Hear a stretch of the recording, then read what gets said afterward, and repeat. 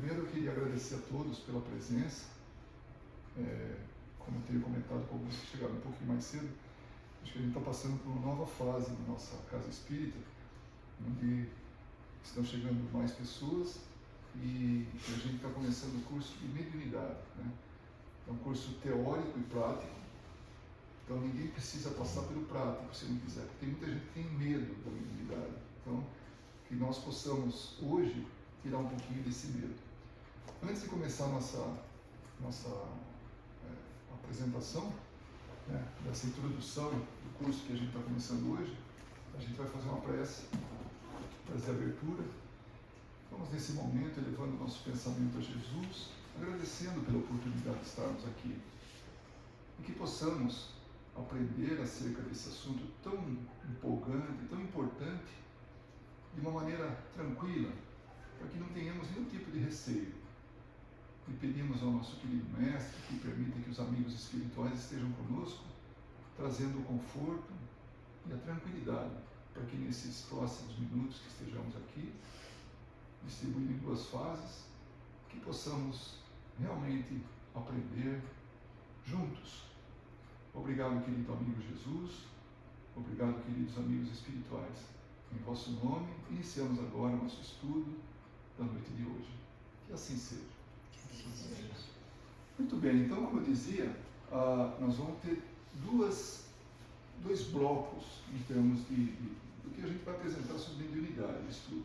Uma é teoria, e toda ela está baseada em Kardec, por isso que está ilustrado aqui com as obras básicas, né? Vamos falar um pouquinho a respeito dela. E depois, à medida que for passando o tempo, a gente vai ter o exercício mediúnico, quando terminar a fase teórica. E aí, volto a dizer, todo mundo tem liberdade de permanecer ou não, né? Mas depois do estudo teórico, muita gente, ou todos, vão ter a curiosidade, a vontade de realmente dominar isso que se chama de mediunidade. Por que dominar? Porque é uma educação do médium, né? E a gente vai aprender isso. Bom, tem uma citação aqui no livro, Forças do Espírito. Isso tem a ver com o Espiritismo. A gente acabou de ter um estudo sobre a introdução ao Espiritismo. Então, quem permanece, quem estava aqui, tudo sabe, basicamente é isso aqui que representa. Vamos ficar mais bonito assim, né? Então, olha, o Espiritismo não tem o escopo, né, o objetivo de resolver os problemas materiais. Então, o Espiritismo não está aqui para resolver nossos problemas, tudo que se relaciona à matéria, não só o corpo, mas também os bens, né, e tudo.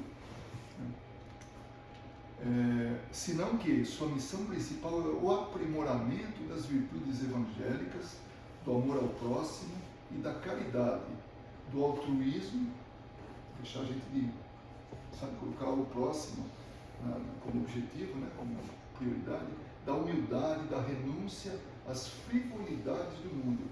Isso é importante, porque ele não está falando, não, deixe tudo material e agora só o espiritual, não. Ele está falando das frivolidades. Será que a gente precisa de tudo aquilo, tudo que a gente vê? Então a gente, é disso que ele está falando aqui, né? É o aperfeiçoamento moral da criatura. Esse é o objetivo principal. Para nós, como espíritos, nosso objetivo é estarmos aqui, ou mesmo na erraticidade, onde quer que seja, evoluir moralmente, o progresso moral, né? Em face da família, da sociedade e de si mesma, da própria pessoa. Tudo visando a harmonia e o equilíbrio das relações entre os homens e nos preparando para a ascese, né? A subida, né? A elevação espiritual da humanidade. Kardec percebeu que essas verdades que ele encontrou vindo dos espíritos mudariam o mundo. Então isso está em sintonia com o que Kardec pensava.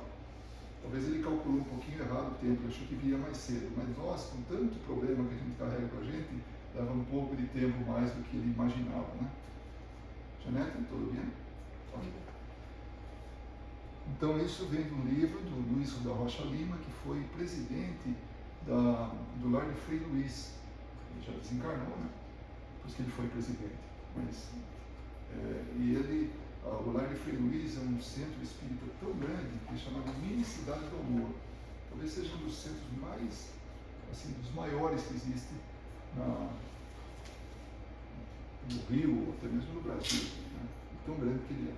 Bom, quando a gente fala em espiritismo, é bom que a gente saiba de onde que veio isso. Então Kardec, esse senhor que nasceu com outro nome, ele nasceu com o nome de, não sei se eu lembro, né? Leon. Isso. Hipólito Leon Denizar Rivail. Talvez eu tenha trocado alguma coisa, ele fala tanto Kardec que esqueça o nome original dele. Ele também fez questão de mudar. Por quê? Porque ele era muito conhecido. Ele era pedagogo, ele escrevia livros para educação, né? Então ele era muito, e fazia parte da Academia de Ciências, né? lá em Paris. Então ele não queria misturar as coisas. Então o que ele fez? Quando ele descobriu que ele teve um nome numa encarnação passada, numa das encarnações, Allan Kardec assumiu para ele esse nome. Então ele nasceu no ano de 1804, 3 de outubro. Se alguém conhece algum centro espírita chamado 3 de outubro no Brasil, é por isso, a data de nascimento de Kardec. E desencarnou em 69, ou seja, viveu 64 anos. Os últimos 14 anos ele dedicou ao espiritismo. É um curto tempo pela obra que ele deixou, ele se entregou, né? Então, o que ele fez? Ele começou com o Livro dos Espíritos. Esse livro, quem for ler, quem for estudar e tal, vai ver que são 4 livros, aqui são divididos em 4 livros, né? Que depois ele publicou novos outros livros. Então, depois do Livro dos Espíritos, veio o Livro dos Médiuns, né? Esse aqui, em 61, 1861. Depois veio o Evangelho, porque ele percebeu que a moral evangélica é o que vai transformar o mundo, o ser humano, né? Então veio o Evangelho. Depois, o céu e o inferno, tá? E finalmente a Gênese. Todos eles aqui como assim correspondente não na ordem cronológica, né? Mas todos eles tendo assim uma correspondência com os 4 livros que ele dividiu o Livro dos Espíritos. Então tem um detalhamento maior, um estudo maior. E quando se trata do Evangelho, tem um enunciado lá: fé inabalável é somente aquela que pode encarar a razão face a face em todas as épocas da humanidade. Isso que a gente aprende de Kardec. Passa tudo pelo crivo da razão, procura analisar, não fica assim aceitando qualquer coisa. Isso vale para o Espiritismo, vale para qualquer coisa. Precisamos ser racionais, fé raciocinada. Então isso é muito importante que Kardec deixou para a gente, né? Bom, está aqui um monte de livro e tal, e como é que faz? Eu não tenho acesso ao livro. Tem acesso através da Kardec Pega, ou Kardec Pilha. Através desse site que é gratuito, tem todas as obras de Kardec, incluindo aqui a Revista Espírita, o que é o Espiritismo em sua mais simples expressão, o resumo das leis espíritas, a coletânea, tudo. Se bem que a coletânea está no Evangelho, foi colocado lá. Obras Póstumas foi escrito por ele em 1890, ele desencarnou em 69, né? Então, mas se for pegar Obras Póstumas, tem as anotações dele e tudo, mas... Olha, Sulaima, deixa eu só cumprimentar minha amiga. E há anos que eu não vejo. Como está? Sim, por favor. Aí. Como queira. Então, todas as obras estão nesse kardecpedia.com, em vários idiomas: português, francês, inglês, espanhol, alemão, italiano, russo e coreano. Dá para se divertir, né? Quem fala essas línguas aí pode se divertir. Então, só que assim, em português tem todas as obras, em francês tem todas as obras, em inglês tem um pouquinho menos, em espanhol tem mais do que inglês, e assim vai, porque a disponibilidade que as pessoas que montaram, que é o Cosme Massi, que é a pessoa que desenvolveu isso, ele colocou isso para a gente aí, né? O que ele tinha, tem direitos autorais, tem tudo isso. Bom, essa é a cara do website. Então, ali, digita ali em cima a frase, e pronto, já vem o assunto. Tá? Então, é isso que quando abrir, tem isso. Tem também um aplicativo que a gente estava conversando aqui, para alguns funciona, outros não sei. Vale a pena tentar. Né? No que vai se basear o nosso desenvolvimento, nosso curso, enfim, o nosso estudo? É nas obras dessa senhora, essa Terezinha de Oliveira. Ela foi presidente dessa casa espírita, né? Centro Espírita Allan Kardec, o SEAC, né? Lá de Campinas, São Paulo. Ela já desencarnou em 2013 e então, o que a gente pode obter? Além dos livros, tem tanto em português como em inglês, tem e-book também que dá para acessar, e tem também, gratuitamente, 34 vídeos no YouTube, que ela vai falar exatamente sobre o conteúdo disso, cada capítulo, cada tema. Então, perdeu aqui ou quer explorar mais, seria até interessante que primeiro explorasse, quando chegasse aqui, olha, eu tive dúvida no que ela falou, e a gente aproveita e contar. Bom, eu posso mandar essas transparências em PDF para vocês. Quem tem o telefone. Quem não tem, só me informa que eu faço o resto, tá bom? Esse livro é da Federação, como nós vamos ter aqui. Também é um outro curso que tem, gratuito, basta se inscrever, né? Introdução à Mediunidade. Né? Então, é da Federação Espírita aqui nos Estados Unidos. Tem uma federação. Tanto que a gente agora está finalizando o processo e a partir de amanhã nós vamos estar afiliados à federação. Estamos federados, né? Isso é uma preocupação de Bezerra de Menezes, né? Que ele fala que o graveiro sozinho faz de quebrar, mas se tiver um feixe, mais difícil. Então, unidos, a gente tem mais força, a força até do conhecimento, de propagar a doutrina, enfim. Então, essa é a cara da homepage, quando abre assim e tal, e ali está o link, né? E, de novo, outro curso gratuito. Então dá para a gente desencarnar tranquilo, conhecedores da doutrina espírita, né? Voltando para o plano espiritual, que isso aqui é provisório, então a gente volta com conhecimento, né? Do que a gente, muitos espíritos aprenderam lá. Como a gente vai ver isso? Finalizando, porque nós temos duas fases aqui do nosso trabalho de hoje. Uma é essa apresentação, essa introdução ao que vai ser o estudo nosso, tá? E a outra depois, a gente vai ter sobre mediunidade, a mediunidade através dos tempos, com o nosso querido Álvaro Mordecai. Tá? Mas está na minha vez, então eu falo, tá bom? Você fica aí. Então, olha o que ele fala da mediunidade. Né? Ela fala, né? O livro fala. A mediunidade é faculdade humana e natural. Humana, e os bichos têm? Não vamos nem entrar já, tá? Nós vamos entender até por que não dá para dizer que os bichos são médiuns na verdadeira acepção da palavra. Vamos lá. Mediunidade é faculdade humana e natural, ou seja, o que um pode ter, vem com a gente, que permite sentir e transmitir a influência dos espíritos. Nossa, então tem espírito? Tem. Influencia sobre ele? Sim. Né? Ensejando o intercâmbio, promovendo esse intercâmbio. Né? A comunicação entre o mundo físico e o mundo espiritual. Isso aí está no livro Mediunidade, que nós vamos estar baseados, né? Bem lá no final, no apêndice, quando tem umas respostas das avaliações. Então, o que é a mediunidade? O que ela está querendo dizer com isso? Primeiro que é natural, que é humano. Quando eu falei dos bichinhos que podem ter mediunidade na acepção da palavra, está aqui. Por quê?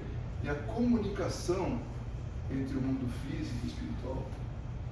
Os animais não fazem isso. Chega e fala, olha, tem um espírito aqui falando isso. O linguajar é outro, é um latido, é um miado, é um piado, enfim. Então, por isso que fala assim, a faculdade humana e natural. O que é o médium? Pensando de uma forma bem simples, ele é uma ponte que liga duas margens. Uma margem, o mundo espiritual, outra margem, o mundo material. Ele liga esses dois mundos, só isso. Ele é um carteiro, pode ser também chamado assim, que leva uma comunicação daqui para lá. Então são, assim, na maneira mais simples. Ou então um smartphone, que é um intermediário entre nós aqui e um amigo nosso no Japão. Então está ligando esses dois mundos, essas duas pessoas, esses dois grupos de pessoas. Isso é mediunidade. Agora, com o nosso estudo, nós vamos percebendo que existem muitos tipos de mediunidade. E é maravilhoso. São coisas que a gente fica assim estarrecido. E tudo tem uma finalidade naquilo que a gente viu lá no livro Forças do Espírito, que ele falou. Para auxiliar, para melhorar, para ficar bem junto à sociedade, consigo próprio, com a família, tudo para melhorar. Então a mediunidade é um instrumento de melhoria própria do médium. Deus auxilia as criaturas através das criaturas. Talvez nem. Tudo bem? Tudo bem. Então, é isso. Talvez nem precisasse de médium. Talvez não. Mas Deus permite isso para o nosso próprio benefício, para a gente evoluir mais rapidamente. Então, quando a gente souber a verdadeira razão da mediunidade, a função dela na nossa vida, e ver que é uma coisa tão simples e tão bonita, tão prazerosa, posso dizer, a gente muda de conceito. Aí vê que não tem nada de nenhum tipo de segredo, nenhum tipo de misticismo, nada. Porque antes de Kardec, né, espíritos eram almas do outro mundo, eram assombrações. Através da mediunidade, ele chegou à conclusão e trouxe para a gente isso, esse conhecimento, vindo dos espíritos, que não são nada mais do que nós. Pessoas que não conseguem falar, falam através do médium. É isso. Então, agora sim, pode se entusiasmar, tá bom, Álvaro? Porque eu terminei a minha fala. O Álvaro, o briefing está lá no telefone. Então eu vou falar o que eu lembro dele, tá? O Álvaro já é um espírita apesar de ser jovem, ele tem uma grande experiência, é um estudioso da doutrina espírita, da religião hebraica, né? Ele morou em Israel, ele falou hebraico, outras línguas, e buscando sempre a pesquisa, o Evangelho, a Bíblia, a doutrina espírita. Então é um estudioso. Então nós vamos aproveitar hoje o estudo, o que ele aprendeu, a experiência dele, trazendo para nós aqui. Eu acho que foi um grande presente que aconteceu. Ele de passagem aqui em Las Vegas, ele acabou me contatando, né? Falou, vem para cá, não precisa nem falar duas vezes. E ele está aqui com a gente. Então, hoje era uma introdução, como eu queria ter falado, no que se baseia no nosso estudo, né? Ou pelo menos no que a gente vai se basear, né? E como complemento da fala dele.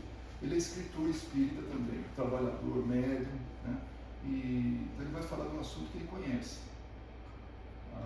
Eu conheço médiums, mas eu não sou médium. Não na acepção da palavra que a gente fala desse médium ostensivo. Com o tempo vocês vão saber o meu tipo de mediunidade, né? Mas ele vai poder dizer isso com segurança e tudo. Ele trouxe pouquíssimos exemplares, porque ele não esperava, quer dizer, onde ele vai passando, ele vai deixando nos livros, né? Então tem 5, acho que não tem mais 5, né? Só tem 3.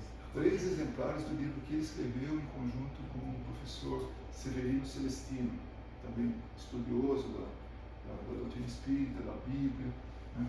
E ele Então isso tudo vem, né, é um presente para nós. Então eu queria trazer eu acho que falei quase tudo, né? Então tá bom. O tema é a mediunidade através dos tempos. E eu posso até fechar aqui, não? Não, que vai apagar aí. Obrigado, Álvaro. Eu vou tirar as coisas aqui para não ter aqui do outro lado. Tá bom. Enquanto isso, tudo bom, gente? Liga o microfone, por favor. Ah, tá ligado? Nossa, mais difícil ainda que eu. Viu? Eu gostaria primeiro de agradecer a Casa Espírita pela oportunidade de falarmos, a Federação Espírita Norte-Americana por ter feito essa ponte, no nome hoje especificamente da Jussara Córnigo, nossa querida amiga, que as ligações se perdem no fio dos tempos, mas se reencontram no trabalho, nessa seara de divulgação da doutrina espírita. Nós somos profundamente gratos à espiritualidade, aos espíritos benfeitores dessa casa, pela caridade, apesar das nossas, como se quiser, das nossas imperfeições, de nos permitirem estar aqui com vocês, a cada um de vocês, porque uma palestra de 3 horas, vocês estarem dispostos a vir aqui, não é fácil. É brincadeira, tá?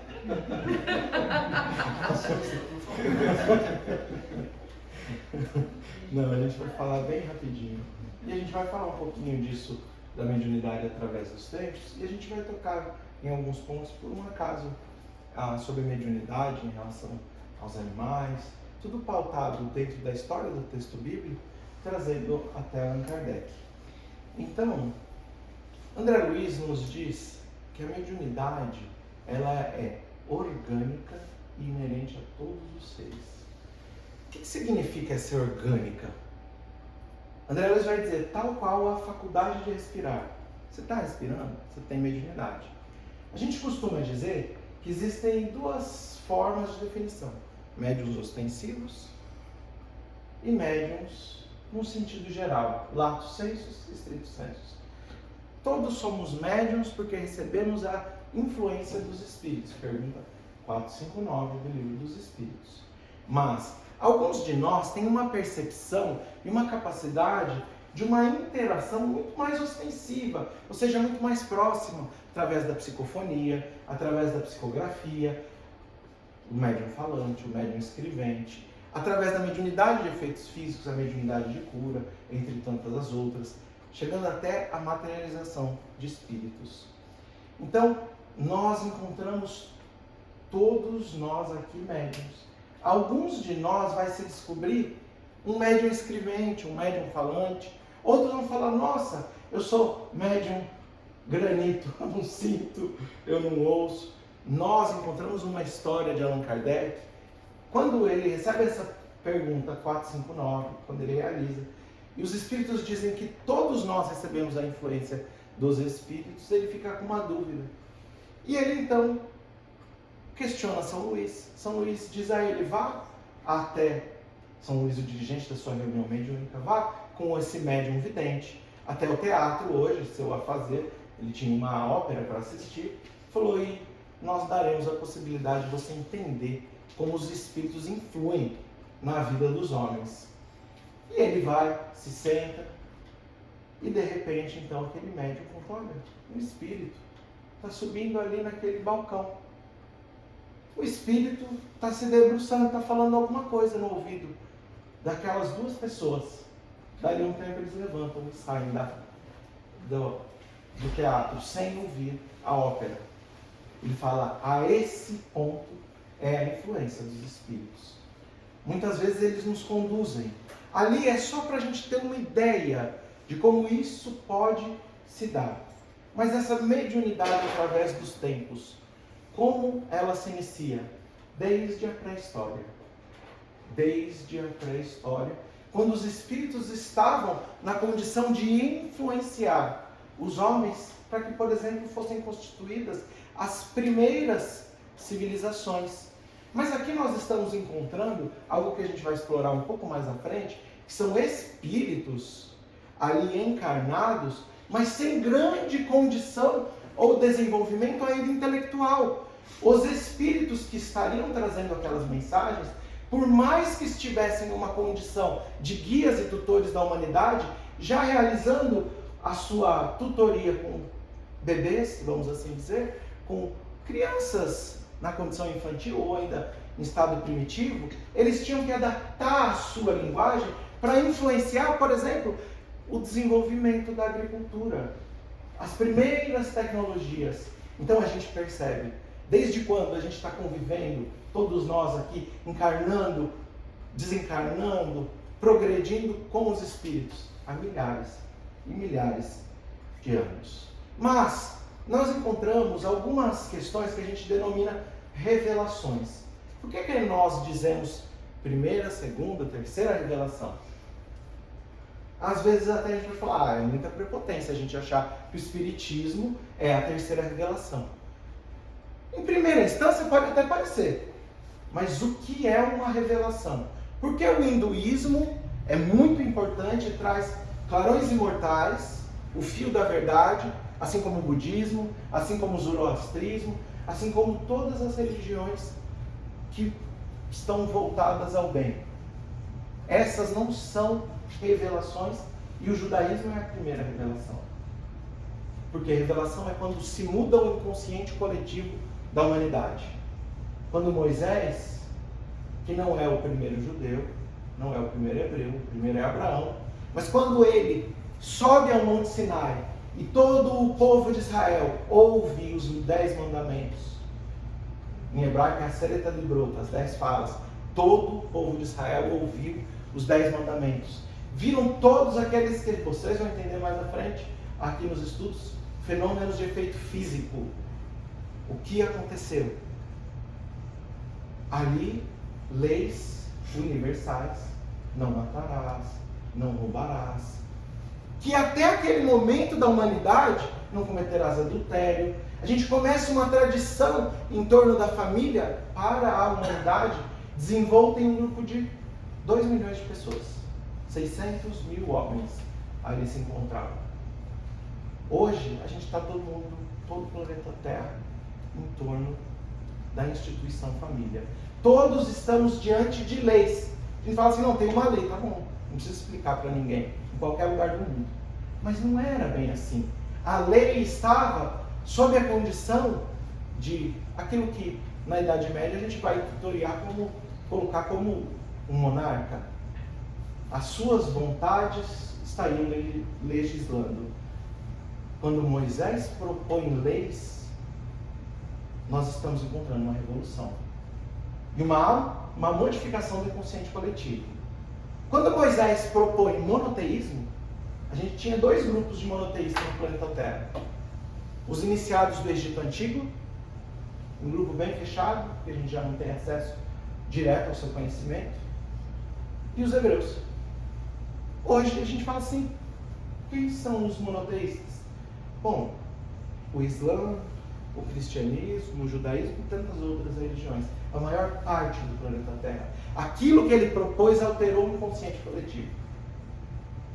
Quando a gente vê Jesus trazendo o amai-vos uns aos outros como eu vos amei, o amor aos seus inimigos, ali a gente tem uma outra modificação do inconsciente coletivo.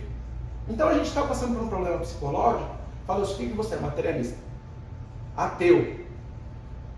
Mas você acredita na ciência? Isso eu acredito, claro. Então, você está passando por um problema na sua vida? Vamos lá conversar com um psicólogo. Você começa a fazer terapia. Aí o psicólogo vai falar assim, olha, você precisa ressignificar a sua relação com seu pai. O que ele está falando? Olha, isso não está bem na sua infância, na sua juventude.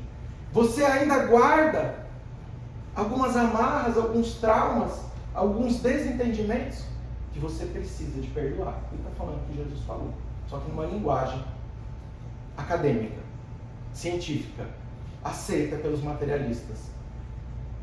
Ele está quase te dizendo, é que ele não tem a linguagem espírita. Talvez vocês não eram espíritos afins, podiam até ser inimigos que trazem dentro do âmbito da família a necessidade de reajuste.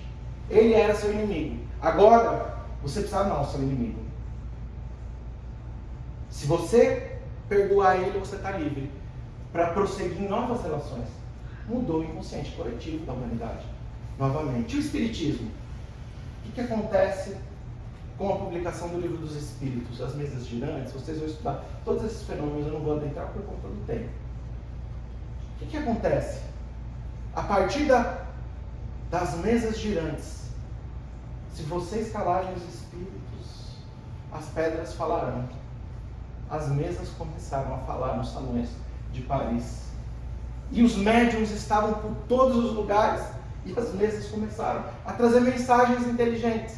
Allan Kardec observa aquilo, reconhece uma causa inteligente e começa o processo de reestruturação dentro da humanidade, da comunicabilidade, do entendimento e da interação com os espíritos, trazendo as influências da nossa vida, na nossa vida, com estes. O que acontece logo depois? Parapsicologia, psicologia, física, teoria da relatividade, 1905, Max Planck, física quântica. A gente passou a entender que a matéria não é nada mais do que um conglomerado de energia. E o nosso corpo também. Só que tem alguma coisa a mais em nós que não tem nessa mesa. A consciência. E aqui todos aqueles filósofos, todos aqueles iluministas, eles trazem uma parcela de entendimento para que Allan Kardec pudesse aplicar todo o conhecimento de todos esses iluministas, de todos esses cientistas que viriam alterando o inconsciente coletivo da humanidade. A medicina está caminhando para o entendimento de que as doenças são psicossomáticas, ou seja, psico vem do grego que significa alma. Elas têm uma relação com a nossa alma. A gente está começando a entender que aquilo que é trazido por Allan Kardec está se tornando irrefutável segundo a própria ciência. É o que Emmanuel escreve para nós no prefácio do livro Nos Domínios da Mediunidade. Ele fala, a mediunidade, ela vai se revelando através dos próprios materialistas, muitas vezes, aqueles que se dizem ateus, que se tornam sacerdotes do espírito mesmo, contra as suas vontades. Porque a ciência, daqui quem sabe, menos de um século, mas talvez alguns séculos, trará o entendimento do espírito. Mas dentro da primeira revelação, dentro lá do judaísmo, muitas vezes, se a gente abrir a Bíblia hebraica ou a Bíblia completa, a gente vai encontrar o Antigo Testamento. E a gente vai encontrar algumas passagens bastante interessantes que muitas vezes são trazidas através dos tempos para combater a mediunidade. Eu já vou explicar quais passagens são essas. Mas se tiver alguém aqui que foi protestante, vai ouvir com muita veemência. Olha, existe uma proibição no livro de Levíticos 18, 19, no livro de Números, no livro de Deuteronômios, para 3 vezes no Antigo Testamento, no livro da Torá, nós vamos encontrar proibição do uso da mediunidade. Alguém já ouviu isso ou não? Só? Sim? Algumas pessoas sim, alguns não. A gente vai entender, então, por algumas questões. Primeiro, a mediunidade, ela está presente no Antigo Testamento a todos os instantes. O que são os profetas médiuns? Os médiuns, eles são apenas judeus? Não. Tem médiuns ou profetas não judeus no Antigo Testamento? Tem. Quem? Balaão. Vou contar rapidamente a história dele. Capítulo 22 do livro de Números. Balaão era um profeta não judeu, ou seja, inerente a todos. Não é só para uma parcela. Porque poderia falar, não, tá lá, só judeus. Então são só alguns. Não, a todos. Balaão, ele não é judeu. Ele foi contratado por um rei, Balaque, para ele usar a mediunidade dele. Primeira lição sobre mediunidade, uma das primeiras. Mediunidade tem que ser gratuita. Não dá para cobrar por mediunidade. Está lá no Antigo Testamento. Por quê? Porque quando Balaque, o rei de Moabe, chega para Balaão, Bilam, e fala assim: olha, eu preciso que você vá ali amaldiçoar um povo. Quem? O povo de Israel. Eu vou te dar todo o dinheiro do mundo. Fala o que você jamais sonhou em ter, eu vou te dar. Parece os espíritos que se manifestam às vezes nas reuniões, né, Luiz? Oferecendo. Esses estavam encarnados. Eu vou te dar todo o dinheiro. Você vai lá e fala: tá bom. Depois que eu amaldiçoar eles, eu recebo seu dinheiro.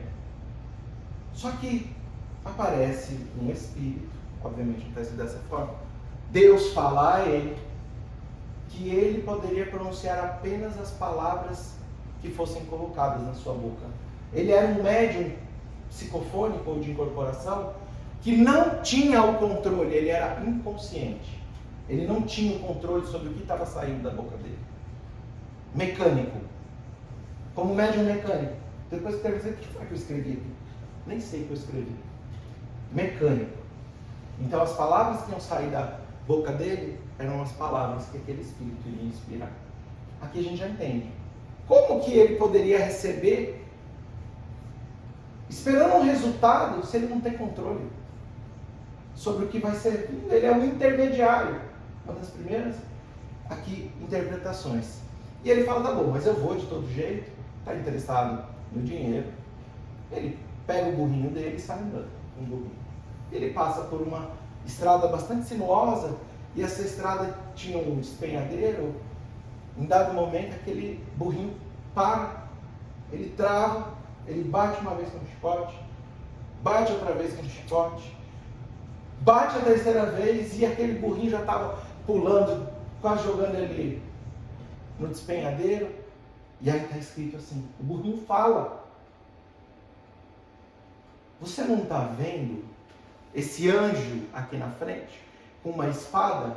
Ele está dizendo que você não deveria prosseguir, mas se você prosseguir, você precisa de ter a ciência de que as palavras que vão sair da sua boca serão inspiradas por Deus. O que está acontecendo aqui? Allan Kardec traz essa passagem no livro dos médiuns, justamente quando ele fala sobre a mediunidade nos animais. O que está acontecendo aqui? A gente pode trazer o gato do Luiz para psicografar na reunião mediúnica? O cachorro, o burrinho? Não. Por quê? Porque eles não têm a capacidade de interpretação e de articulação. Ele não compreende as palavras humanas. Mas Allan Kardec vai dizer o seguinte: tem um médium, liberou fluidos.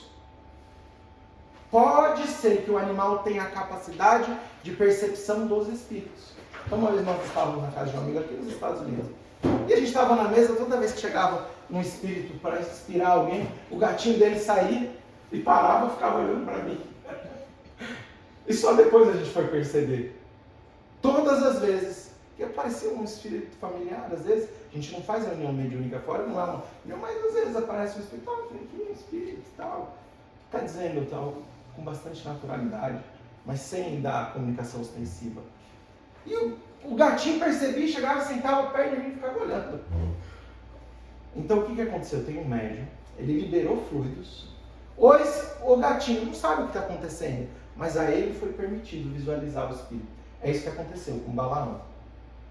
Ele é um médium, de efeitos físicos inclusive, porque a voz, diz Allan Kardec, é uma comunicação por voz direta.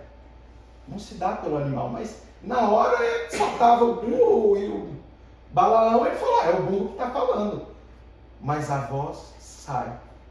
Nesse caso, uma manifestação de efeito físico. São raros os médiuns de efeito físico, apesar de que a concentração maior está nos Estados Unidos e na Europa, hoje em dia, de médiuns de efeito físico, ainda presentes, ainda existem reuniões, e a comunicação sai do ar.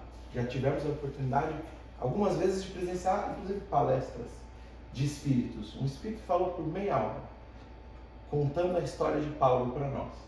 Mas diversas comunicações. Então é uma comunicação de efeito físico que se deu ali naquele instante. Quando ele chega até o povo de Israel, ele vai falar, ele abençoa o povo de Israel por 3 vezes. E aquele rei fica muito bravo. Porque ele pagou para amaldiçoar e ele abençoou. Então não dá para mediunidade ser paga. Está lá no Antigo Testamento. Ah, mas eu nunca li desse jeito. A gente não sabe ler o Antigo Testamento.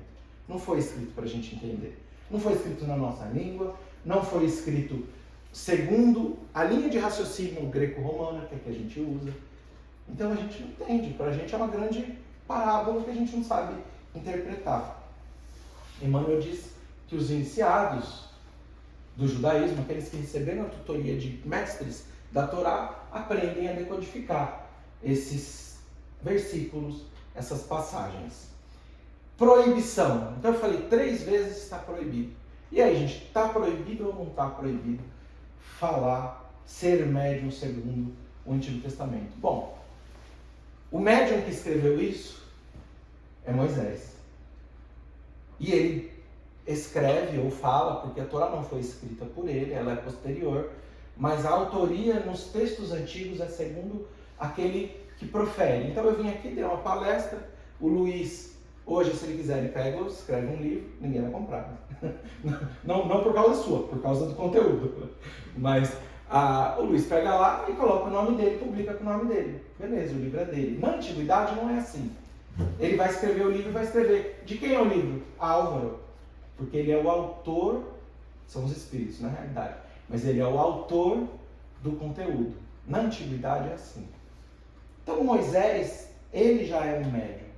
E tem uma passagem onde nós encontramos Moisés, que foi um iniciado no Egito Antigo. Se a gente se lembrar lá no livro de Êxodos, vai contar a história de um menino que foi colocado num cestinho de junco e betume, porque o faraó tinha mandado matar todas as crianças dos hebreus. Todo mundo lembra? Sim? Ou assim? Todo mundo lembra? Todo mundo lembra. Então, ele é recolhido por quem no livro do Rio Nilo? Pela filha do faraó. Quem são os iniciados? Nos conta Emmanuel no livro A Caminho da Luz. Muitos dos iniciados são os faraós, por isso eles são enterrados naqueles templos de reuniões mediúnicas, nas pirâmides, onde eram transmitidos esses conhecimentos.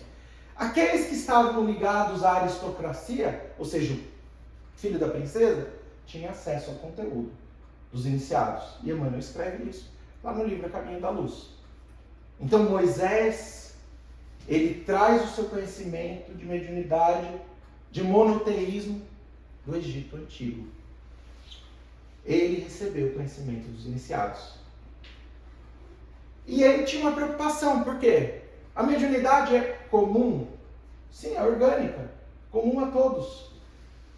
Mas as pessoas, para tudo, consultavam a sua sorte, consultavam as estrelas, consultavam os espíritos para todas as questões. Então a gente precisa dar uma educação para isso. Ele, como iniciado, está preocupado em fechar esse conhecimento para que ele seja preservado. Allan Kardec faz o contrário. Ele coloca balizas para que todos possam entender, e mesmo que a gente desvirtue, a própria ciência vai reconduzir pelo fio dos séculos. Mas naquele momento ele falou, não, vamos preservar, vamos fechar. Então, conta lá no livro de Levíticos, capítulo 11, que, certa feita, o povo estava muito rebelde, estava, como sempre no Antigo Testamento, eu sou judeu, eu posso falar, que é um povo rebelde mesmo, eu sou rebelde, a gente traz essa rebeldia, e o povo estava muito rebelde com Deus. E Moisés fala, a gente precisa fazer alguma coisa, buscar uma orientação. Daí está escrito lá, do Espírito Santo, do Ruach HaKodesh, em hebraico. Que aí não é um espírito, é uma pleiade de espíritos que trazem a mensagem de Deus. Ou do nosso governador planetário, segundo Emmanuel, no livro O Consolador, que ele fala que os profetas eram diretamente inspirados por Jesus. E ele fala, então, quem a gente vai reunir? Reunimos os anciões, 70 anciões, descreve ele. Porque essas pessoas podem, entre aspas, invocar os espíritos. Quem são os anciões? Então a gente se lembra que quando o povo de Israel foi escravo no Egito, o Midrash, a tradição oral escrita no Talmud, um compêndio de livros, vai nos contar uma história. que não tinha egípcio suficiente para escravizar tanto o judeu, tanto o hebreu.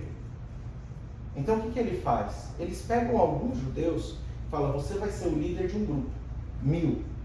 Para cada 1000 escravos judeus tinha um líder.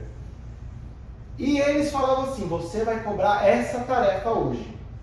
Se eles não receberem essa tarefa, você vai apanhar. Você vai ser chicoteado. Dava um chicote para ele, falava, então vai lá e bate neles. E diz que desses 1000, desses grupos de 1000, são milhões de judeus, desses milhares de líderes, 70 homens se comportaram de maneira adversa do que pediram. Quando o grupo não cumpria o seu trabalho e falava, eu não vou bater, eu vou apanhar. E ele não batia em ninguém. Ele sabia que era pelo cansaço. E ele tomava todo o peso do sacrifício, dos chicotes, dos egípcios, para proteger aqueles outros. Eles aprenderam amor ao próximo. Estes são espíritos que já conhecem a caridade, que possuem uma linha de conduta moral. Como eles vão ser chamados no Antigo Testamento? Zeknim, os anciões. Então os anciões não estão nessa condição pela idade avançada, mas eles estão nessa condição pela idade ou maturidade espiritual. São espíritos que possuem o conhecimento do amor ao próximo. Livro de Levíticos, capítulo 18, 19. Amarás o teu próximo como a ti mesmo. Eles já conheciam a essência de amar ao próximo como a si mesmo. Moisés reúne esses 70 homens, querendo demonstrar às pessoas, você quer trabalhar sua mediunidade?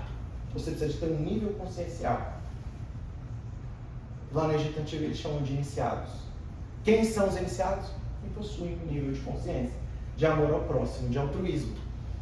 Só que quando está acontecendo essa reunião e materializam-se os espíritos, tem voz direta, tá tudo lá no Antigo Testamento, tudo que Allan Kardec explica para nós de maneira assim bem meticulosa, está tudo lá no Antigo Testamento. Quando está acontecendo isso, chega o filho, Gershom, filho de Moisés, e fala, olha, Moisés, está acontecendo um negócio ali. Tem 2 pessoas fora desse lugar do tabernáculo, do entorno do tabernáculo, onde repousa, entre aspas, parabolicamente, a presença divina, ou seja, onde está a presença de Deus, está a caridade. E ali se reúnem para que a presença de Deus se manifeste através dos Espíritos. Tem 2 ali, Eldad e Medad, são os nomes deles, que eles estão recebendo o Espírito Santo. E eles não estão nessa reunião. Qual é a resposta de Moisés? E por acaso você, meu filho, tem ciúmes da minha relação com Deus? Ai, que todos os filhos de Israel profetizassem como Eldad e Medad. Esses 2 não estavam reunidos naquele grupo, mas eles já tinham a iniciação consciencial na caridade. Eles já amavam o próximo, ou estavam, pelo menos, ao ponto de oferecer os sacrifícios pessoais em prol do povo de Israel. Isso fazia com que o seu canal mediúnico estivesse na condição de receber orientações. E as orientações foram exatamente as mesmas que foram recebidas pelo Eldad e Medad e pelos 70 anciões, demonstrando a universalidade das informações. Quando a gente está sintonizado através da dedicação e dos esforços próprios, de melhoria, de dedicação ao amor ao próximo, de reforma íntima, quando nós estamos nos sacrificando, o que vai acontecendo com as comunicações? Elas vão ficando às vezes um pouco até parecidas. Eu nunca participei de uma reunião aqui, mas eu falei para o Luiz, parece a reunião. Por quê? Porque a forma de operar dos espíritos é muito similar. Então a gente compreende que isso é a universalidade das informações. Agora, Chico tem uma fala, que ele diz assim: a fé abre uma picada, a ciência por si passa por cima e constrói uma estrada. E Santo Agostinho escreve mais ou menos semelhante. A fé procura, o intelecto encontra. A gente está encontrando na primeira revelação, no passado da humanidade, até Allan Kardec, a fé procurando a mediunidade. Nós estamos encontrando uma fé, às vezes dogmática, às vezes querendo buscar o intelectualismo, a razão, mas ainda não alcançando em nenhuma dessas instâncias. O que nós encontramos com Allan Kardec? A pavimentação da razão sobre a fé que um dia foi cega. Por quê? Os médiums entre nós que reencarnaram nesse passado, muitas vezes, se tornavam sacerdotes, se tornavam iniciados, se tornavam líderes de seitas, líderes de uma região. Por quê? Pelos poderes místicos, que Allan Kardec vai tirar toda essa possibilidade, vai tirar todo o interesse pessoal que nós podemos ter transviado no passado. Falar, a mediunidade serve sempre ao próximo, sempre pela caridade, sempre para ajudar os sofredores, sempre para trazer instrução libertadora, nunca para trazer benefício próprio, muito pelo contrário. A gente tem que se inspirar naqueles 70 anciões e saber que quantas chicotadas forem necessárias, a gente precisa de receber da vida. Quando nós nos reconhecemos médiuns, quando nós tomamos a condição de trabalhadores na mediunidade. E Allan Kardec traz para nós, quanto tempo a gente tem? 40 minutos. É isso? Dá para falar bastante. Então Allan Kardec vai trazer para nós o seguinte fala: a mediunidade é todo um novo mundo que se desdobra às nossas vistas. O microscópio revelou o mundo dos infinitamente pequenos que nós não suspeitávamos, assim como o telescópio revelou milhões de mundos cuja a existência não suspeitávamos. As comunicações espíritas nos revelam o mundo invisível à nossa revelia e torna parte de tudo que fazemos. O que Allan Kardec está querendo dizer? Que um dia existiu um mundo microscópico, a revelia, ou seja, a ignorância da humanidade.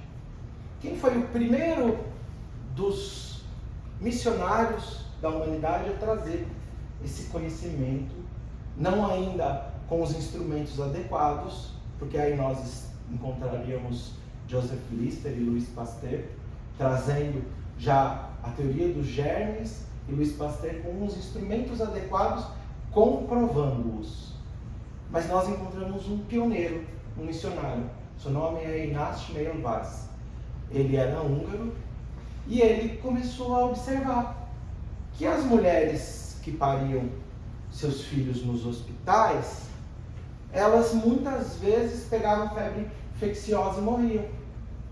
E as mulheres que tinham seus filhos nas suas casas, e até mesmo nos estábulos, não morriam com essa febre infecciosa. Ele começou a escrever esses dados.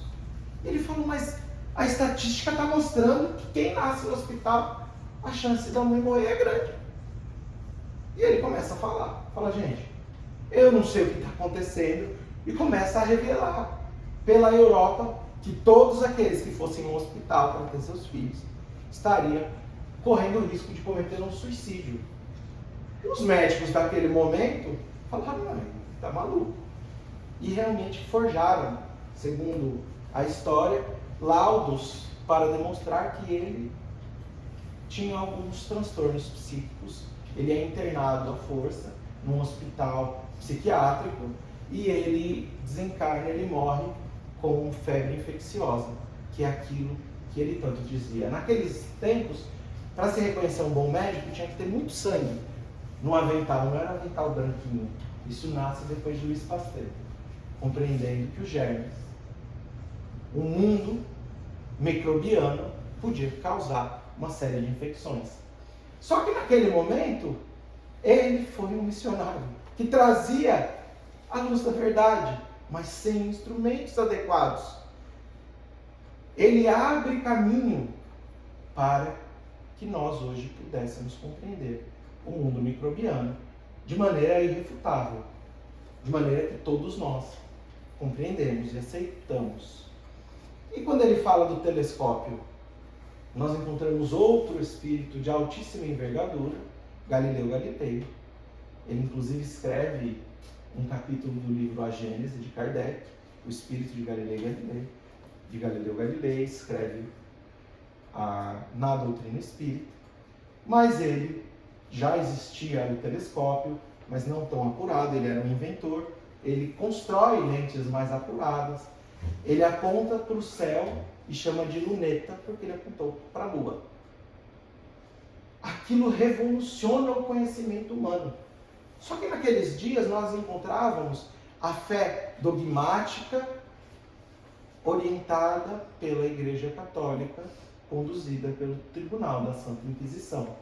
Não é uma crítica, porque a maior parte de nós não fomos vítimas, mas nós fomos algozes nos tribunais da Santa Inquisição. Então eu não estou criticando a Igreja Católica, estou falando nós fizemos isso. Não estou fazendo nenhum tipo de crítica, é uma leitura histórica. Estou me reconhecendo como parte integrante daquele momento, não como missionário. E ele então é chamado e fala assim: olha, não dá para você falar que os astros não são feitos de éter. Éter daria uma estrutura perfeita, uma matéria quintessenciada. Os astros deveriam ser perfeitos. Quando ele aponta para a Lua, ele vê um monte de cratera. Ele fala: peraí, isso não é feito de éter. Ele começa a perceber que a Terra não era o centro do universo, mas o Sol era o centro do universo. E ele começa a dizer: olha, a teoria aristotélica conduzida pela teologia católica está errada. A igreja errou, o Tribunal de Santa Inquisição chama ele e fala assim: olha, você já está rico, a gente não pode te mandar para a fogueira como Giordano Bruno, mas a gente vai fazer você assinar um documento aqui. Você não vai mais falar sobre isso. Ele: não, eu só estou falando para os meus alunos. Não é para muita gente, não, você não pode mais falar. Ele falou: bom, se eu falar, vão me calar através da morte.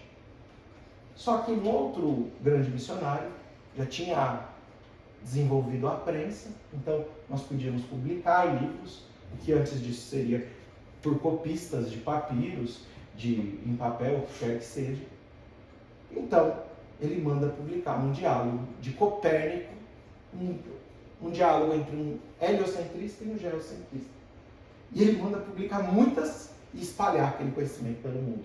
Ele é condenado pelo Tribunal de Santa Inquisição, mas como tinha uma função bélica a luneta, porque, por exemplo, a partir de Veneza, conseguiam enxergar no horizonte a distância dos barcos e podiam proteger a cidade. Antes, na própria navegação, podia-se reconhecer a distância dos piratas, etc. Todo mundo comprou. Aquilo ali ficou mundialmente conhecido.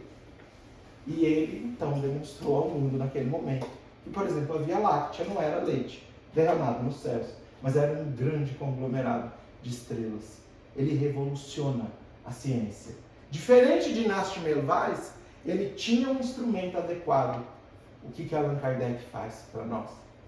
Ele fala que da mesma forma que um dia, mesmo que nós ignorássemos os astros influenciando sobre a Terra, maré, por exemplo, todos os eclipses, toda a forma de elipse, como giram os planetas, etc., que hoje a gente tem a possibilidade de obter satélites e etc., até hoje nós estamos progredindo dentro da descoberta de Galileu Galilei. O James Webb, que está revolucionando a física nos dias de hoje, é a mesma invenção de Galileu Galilei. Então, o que nós estamos encontrando? O conhecimento que está oculto para uma parte da humanidade, dos espíritos influenciando nas nossas vidas. Mas que um missionário, sem os instrumentos adequados, como Inácio de Melvais, traz dentro de um arcabouço de conhecimento tão completo que nós passamos a obter a explicação de todos os fenômenos mediúnicos de interação para com os espíritos a partir do que Allan Kardec, que foi ridicularizado, apesar de ser um cientista, um acadêmico, ser um homem de fundamental importância na história da França, ele foi ridicularizado pelos seus, como Inácio de Nervais, e ao mesmo tempo traz o conhecimento que o mundo desdobra com o mundo microbiano e com os grandes astros. Está dando para entender, gente? Sim. Quem está acordado? Vou até falar baixo para não acordar. Tá muito chato ou tá para continuar? Não, mas Dá para continuar? Então vamos lá. O que nós entendemos? A mediunidade sempre esteve presente em nossas vidas. Por ignorância, nós a renegamos. Espiritualos vai dizer: mediunidade é um dom inerente a todos os seres, como a faculdade de respirar, como falamos anteriormente. Cada criatura, aqui é a individualidade, cada um de nós, na sua condição, assimila as forças superiores ou inferiores com as quais sintoniza.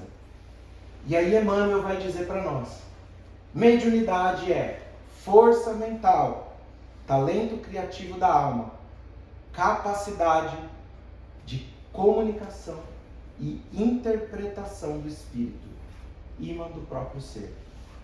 Sintonia é acordo mútuo. Vamos entender aqui o que tem de importante. Então vamos lá. Mediunidade, a gente já entendeu que está em todos nós. Existe uma condição individual, cada um de nós segundo a sua condição. E o que a gente vai fazer? A gente vai se comunicar e interpretar, aqui a palavra, interpretar a influência dos espíritos segundo a capacidade individual. E como se dá essa comunicação? Por sintonia.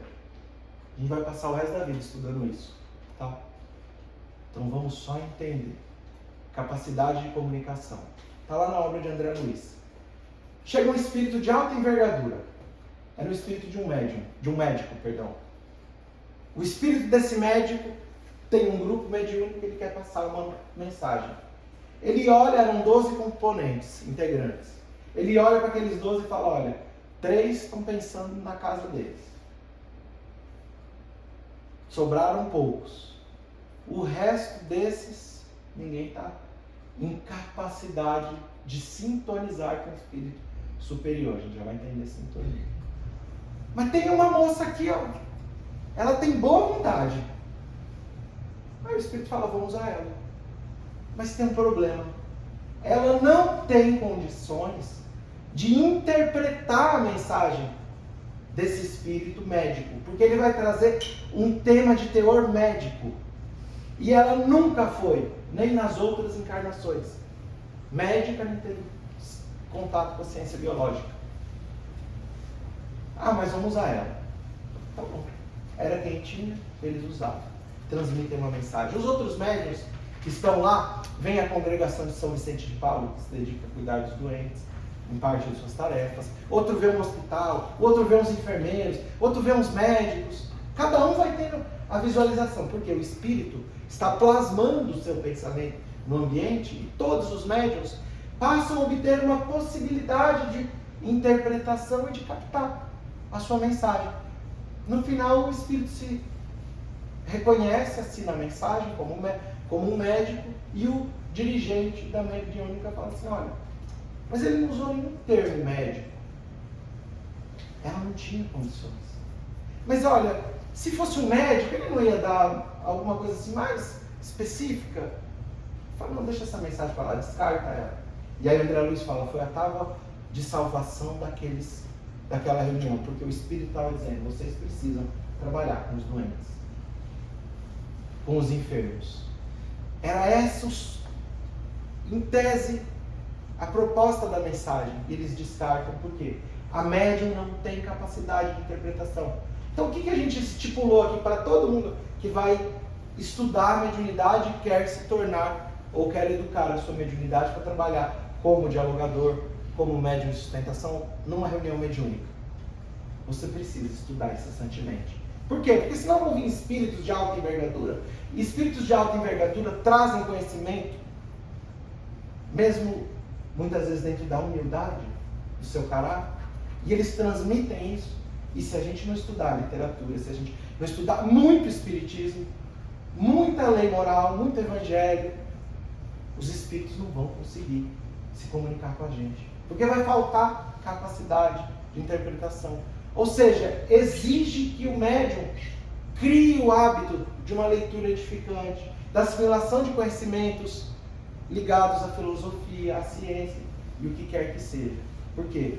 Porque senão a gente vai ter uma reunião mediúnica onde os espíritos querem falar e nós somos instrumentos incipientes que faltaram com a dedicação do estudo.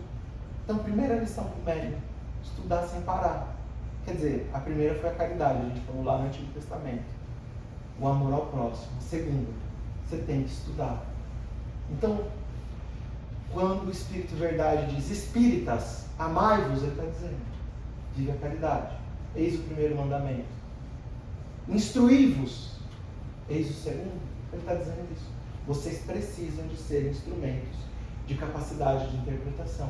Só que estaria fácil se fosse só lidar com espírito altamente intelectualizado e altamente moral.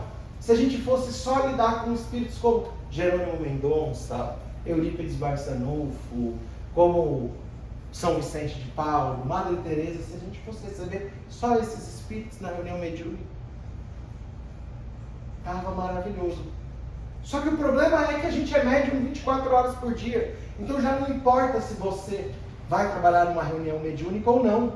Porque se os germes estavam influenciando, independente se você ia parir um filho ou não, e se os astros estão influenciando, não importa se você é médium ostensivo ou não.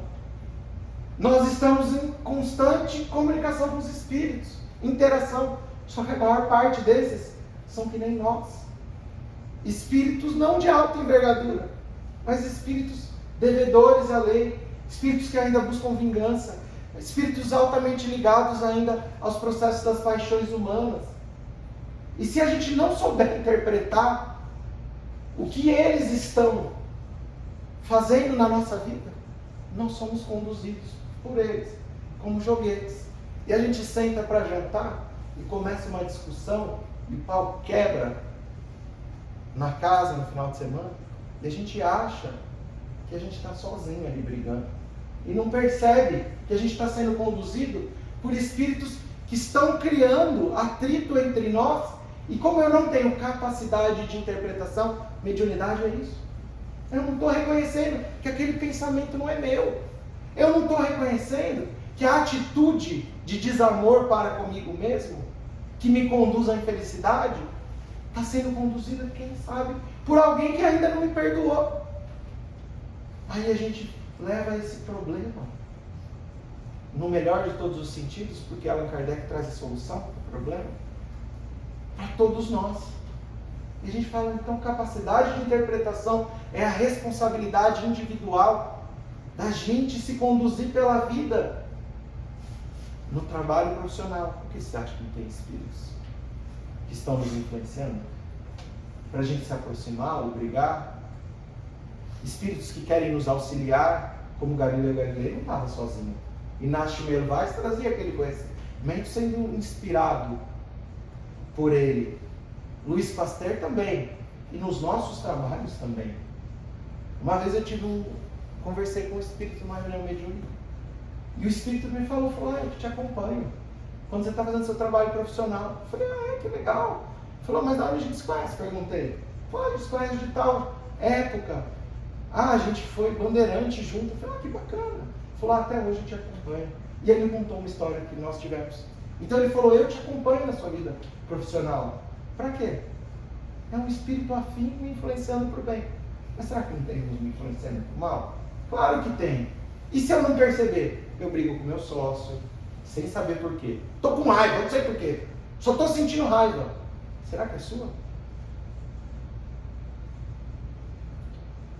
casa a gente já falou. E quando a gente começa a assistir televisão, e aí começa a passar aquela matéria, aqui não tem problema político nos Estados Unidos, mas lá no Brasil também não.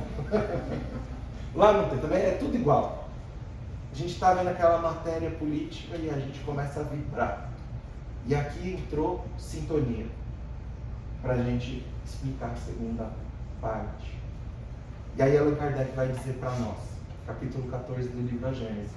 Por isso que a gente tem que estudar todos esses livros aqui. Não de uma vez, devagarzinho, a gente vai estudando, para entender. E vai falar assim, olha, quando você quer mover essa mesa, o que você faz? Move com as suas mãos. Quando você quer construir essa parede, como você faz com as suas mãos?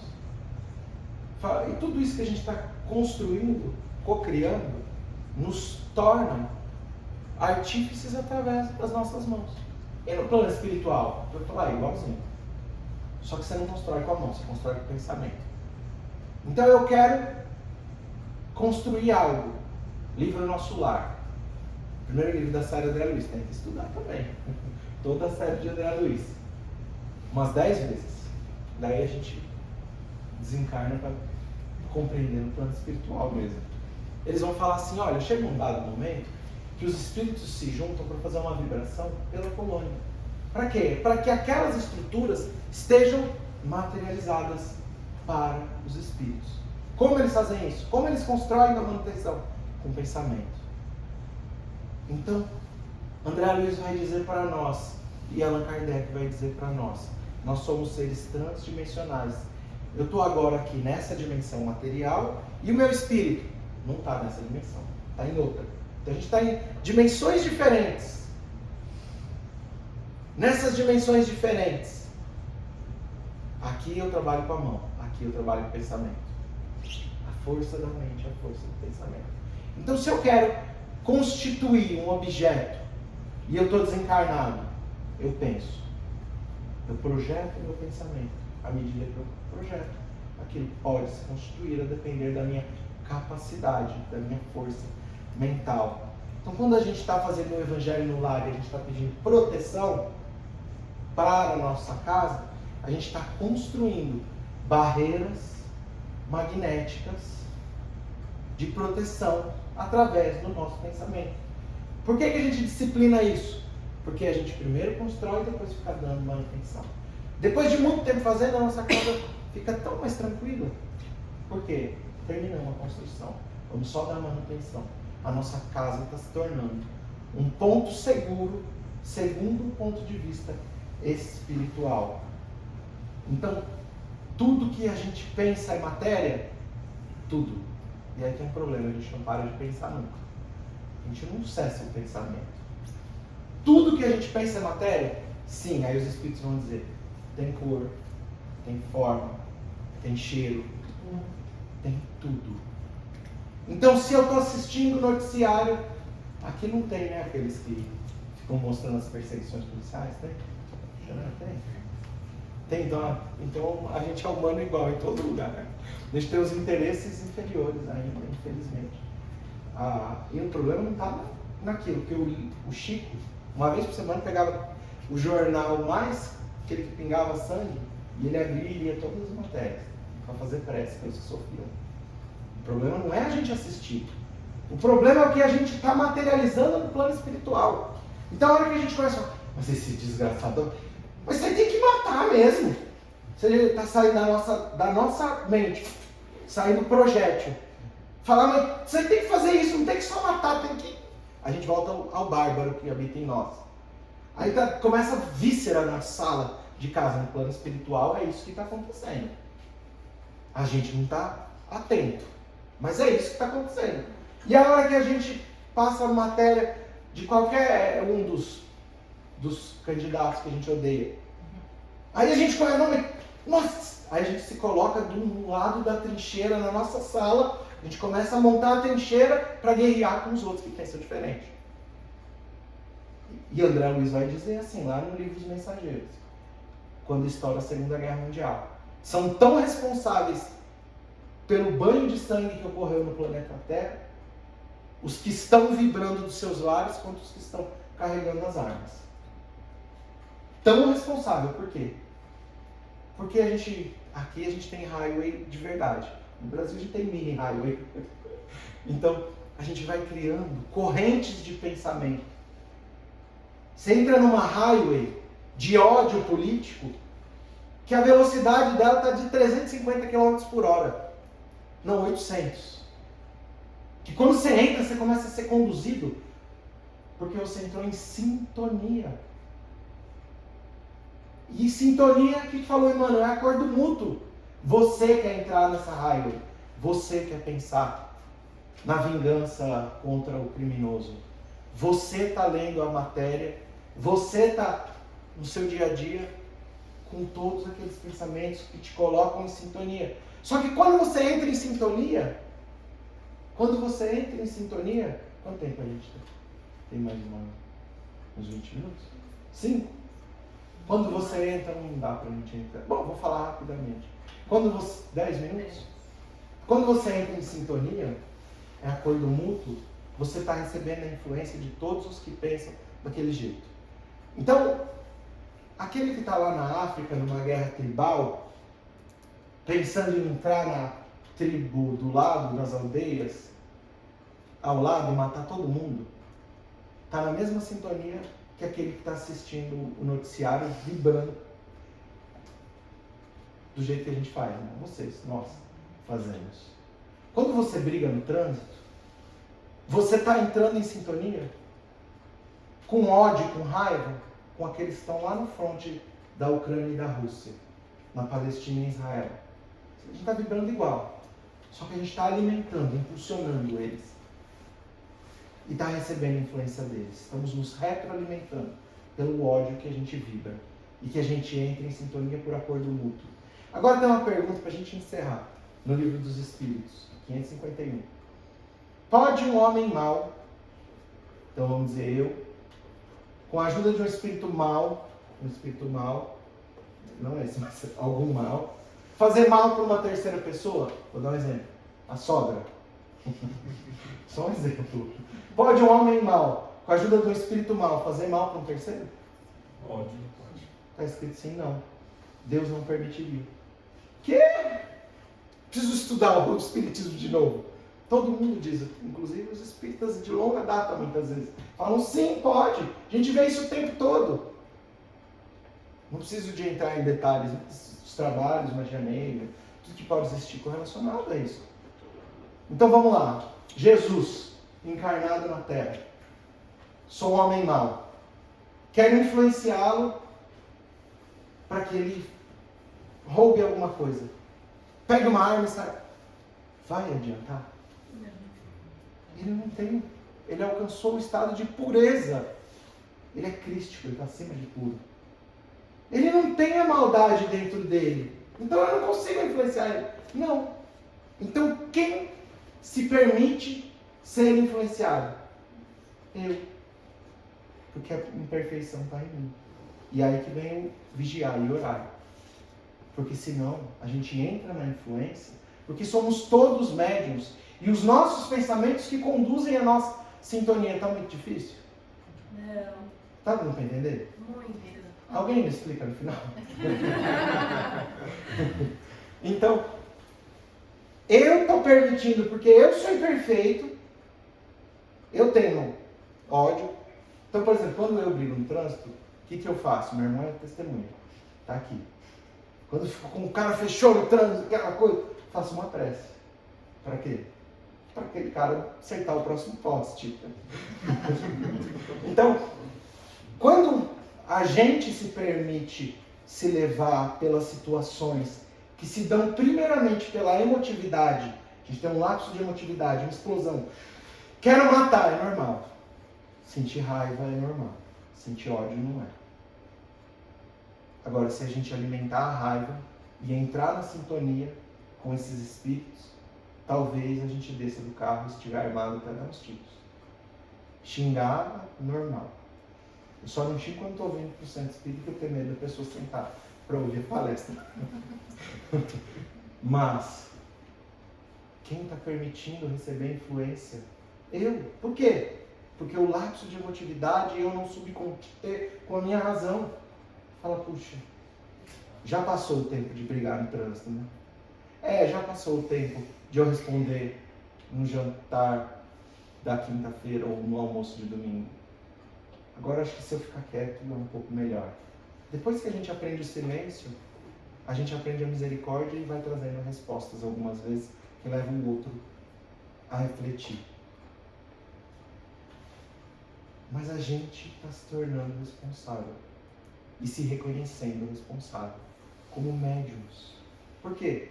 Plasmei, criei sintonia, entrei numa highway de pensamentos que vai me conduzir, se eu não pensar, para lugares que eu não queria.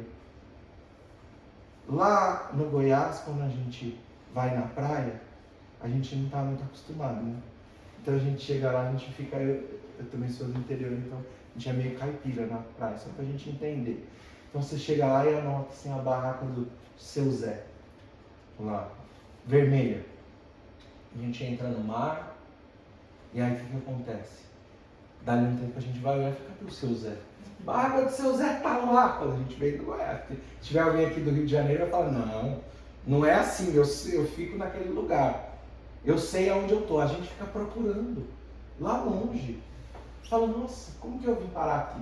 E a gente foi sendo empurrado por uma corrente marítima, e tinha outra, ele falou, esse cara tá chegando perto de mim, e vai andando também. E um vai empurrando o outro. Isso é corrente mental. A gente entra numa corrente marítima, numa corrente mental, que nos empurra, sem que a gente perceba, para os atos daqueles que estão vinculados àquela corrente. Um vai empurrando o outro. Vai falar, nossa, eu chegando perto, vai me empurrar. E você está empurrando o próximo. Só para a gente entender como é, assim, ilustrar como é. Quem é responsável pelo pensamento? Eu. O que eu posso fazer? Bom, racionalizar e compreender que aquilo vai me gerar uma sintonia, que vai me ligar a outros espíritos, que vão vindo, que virão de maneira clara e certa para me influenciar. E eu posso fazer uma prece, por exemplo. Ou eu posso aprender o silêncio. Ou eu posso aprender, peraí, esse terreno é minado. Eu já sei que isso me acabou com o almoço, com o jantar na semana passada. Eu já sei que eu passei o dia estressado porque eu briguei no caminho de casa. Eu já sei que eu corri um risco. Por essa razão, o que nós estamos nos tornando? Médiuns eficientes, conhecedores da mediunidade. Dentro de um laboratório, dentro do centro espírita, também a gente vai para lá, no momento certo. Mas antes da gente encontrar esse laboratório, a gente vai entender o que é ser médium todos os dias. E a proposta de Allan Kardec é muita lucidez, muito estudo, muita caridade para a gente se transformar, para que a gente possa reajustar essas tendências que às vezes são tão latentes em todos nós. Reajustar pela caridade, pelo estudo, pela racionalização, pelo autoconhecimento, que é olhar para onde a gente não quer olhar, as nossas sombras, as nossas imperfeições mais difíceis. Porque o orgulho faz com que a gente permaneça em ilhas de falsa ilusão de que somos espíritos, às vezes, bons. A gente olha para aquela sombra, identifica, trabalha, se transforma pela instrução, pela caridade. E a gente vai entendendo o que quis trazer Allan Kardec. Eu preciso encerrar, porque senão eu não volto nunca mais. Pela cara do Luiz. Ele falou, ele já fez assim 3 vezes, ó. Ele já até tirou o chinelo e fez assim para mim. Mas foi uma alegria estar com vocês. Espero poder retornar outras vezes, para que a gente continue essa conversa. Tá bom, gente? Obrigado.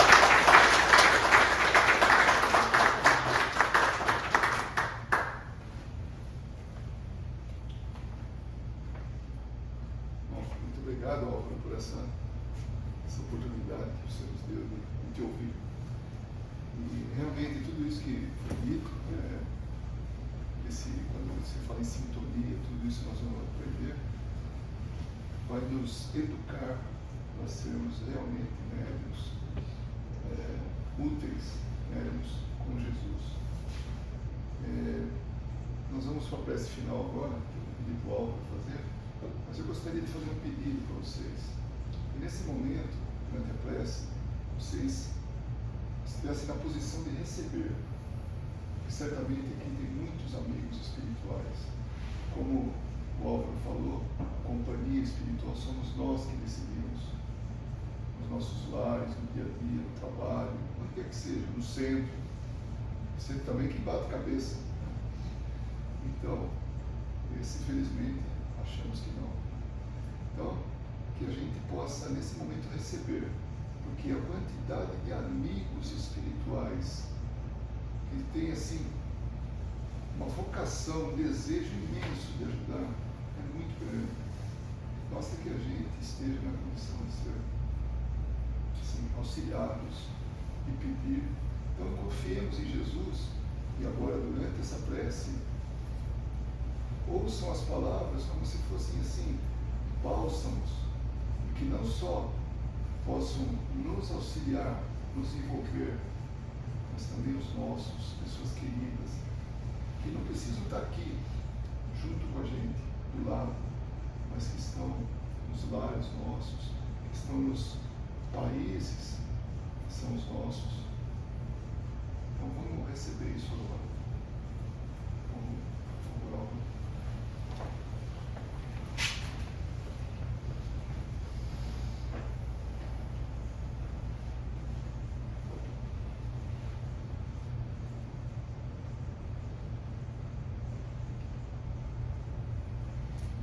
Primeiramente, Senhor, agradecemos a oportunidade que a Tua misericórdia divina tem nos proporcionado no transcorrer deste momento evolutivo. Quando nos reencontramos com a Tua divina proposta de amor, na moral do Evangelho de Jesus Cristo. E hoje, sob a luz da doutrina dos Espíritos, que consagra a todo aquele que reconhece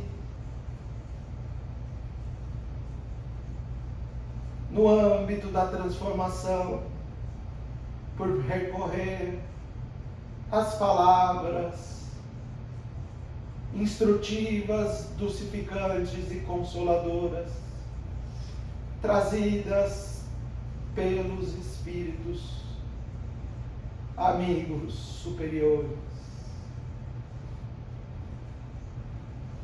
para que nos coloquemos sob o trilho da transformação, recolhendo nesse conhecimento as ferramentas adequadas para superar as dificuldades da vida. As dificuldades momentâneas, por balsamizarmos as nossas dores, no reconhecimento de sermos espíritos imortais, que buscam nas múltiplas reencarnações o aprendizado, pelas provas que desafiam a moral, o intelecto humano, ou pelas dores expiatórias, quando recolhemos nos dias de hoje aquilo que um dia, então, oferecemos na ignorância do nosso ser. Somos hoje, Senhor, agradecidos pelas bênçãos que estamos a recolher. Mas também, Senhor, Somos responsáveis pela continuidade, pela aplicação de todos os investimentos misericordiosos que colhemos na vida. Responsáveis nós por modificarmos a conduta da irracionalidade,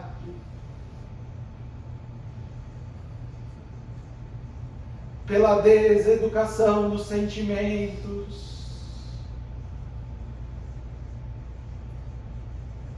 que ainda carregamos em nossa moral imperfeita. Somos nós responsáveis por, através de identificarmos as dores, os desafios,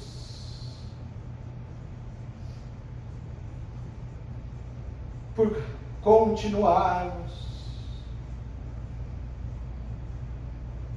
em sentido de transformação, permitindo que o conhecimento intelectual reverbere no coração que almeja aproximar-te de ti, mas encontra-se ainda aguilhoado nos vícios e nas paixões inferiores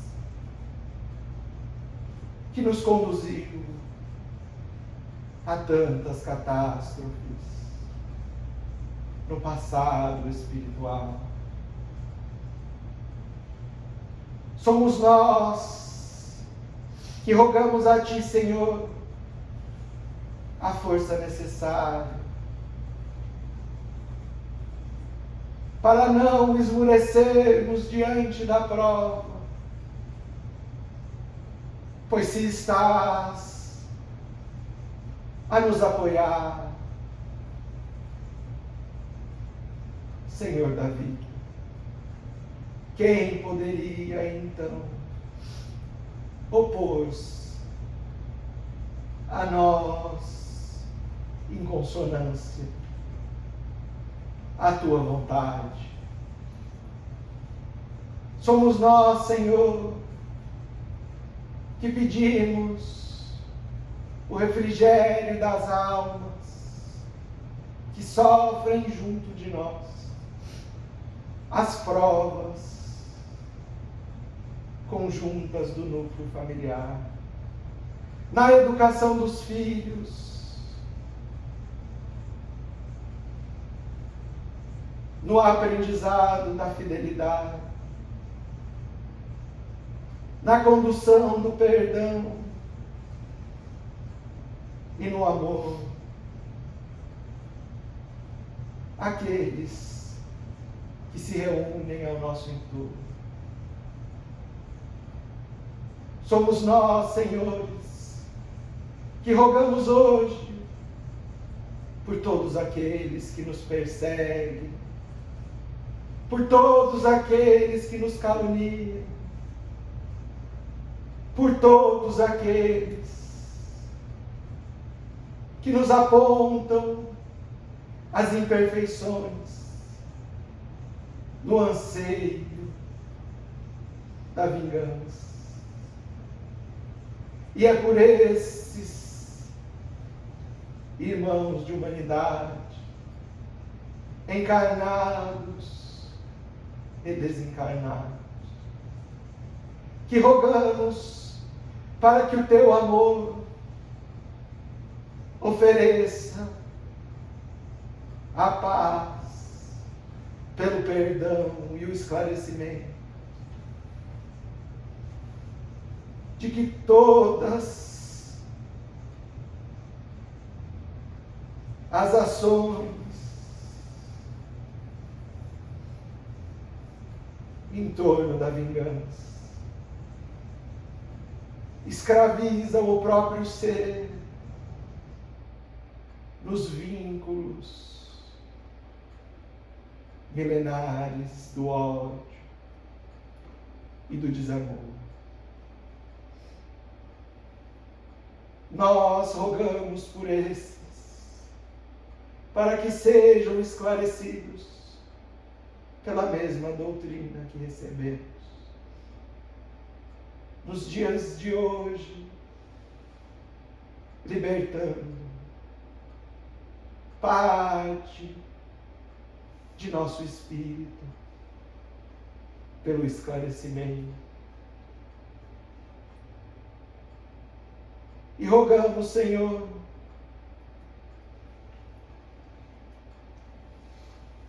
por todos aqueles que se encontram nos vícios das paixões humanas, que conduz através dos tóxicos e das alucinações ao suicídio, ao homicídio e as formas mais expressivas a manifestar-se sobre a terra e no plano espiritual. Por esses, nós rogamos pelo amparo e pela libertação. E se assim recebermos o teu amor e a tua paz, o esclarecimento e a tua luz, que possamos vencer a grande batalha da vida contra nós mesmos, combatendo as imperfeições que ainda habitam em nós, e recebendo as palavras de entusiasmo,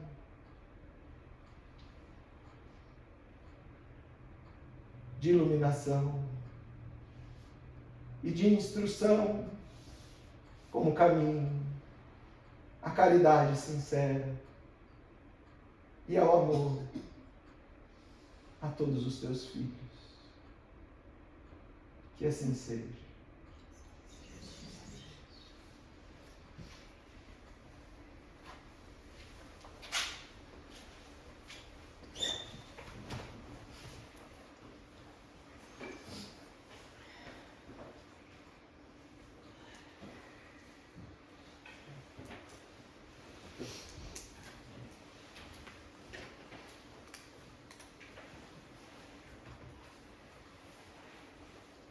Pode levantar, podemos ir embora. Ninguém quer ir embora. Bom, se alguém nunca tinha visto uma comunicação mediúnica, hoje conseguiu. Mais uma vez, muito obrigado por terem vindo, e a cada quinta-feira nós vamos estar estudando conforme a gente viu. O livro que a gente vai estar estudando vai ser esse aqui. Tá? Você pode apagar a luz ali? Está do lado direito, não, a outra. Isso. É esse aqui, né? Mediunidade, que é de Terezinha Oliveira. E é muito fácil de obter isso, seja através de e-book ou então encomendando, né? Mas o e-book vem na hora. Né? E aí já vocês vão saber para o acompanhamento. E esse curso da Terezinha, da própria, né? Que na época estava encarnada, né?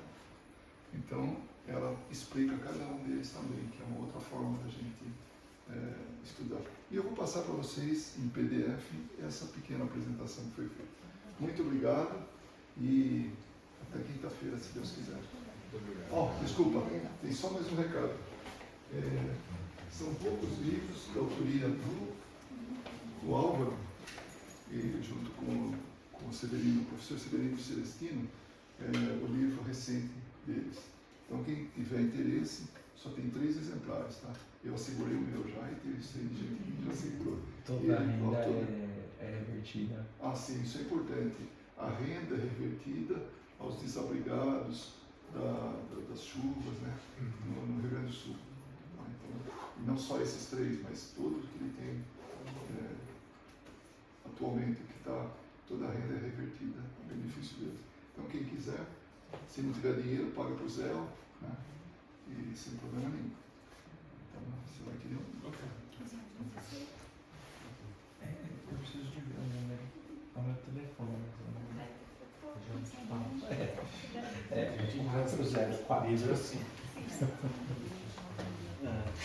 E é baratinho, $1.500.